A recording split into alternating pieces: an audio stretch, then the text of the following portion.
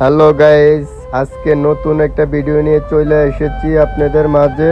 দেখেন এই ছোট মেয়েটি কিভাবে ফোন টিপে।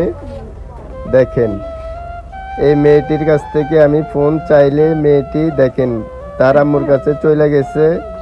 এই যে দেখেন ছোট ছোট মেয়েদেরকে কত নষ্ট করে এই মোবাইলে। এই মোবাইলটির কারণে আজকাল মেয়েরা পড়ালেখাতে মন দেয় না।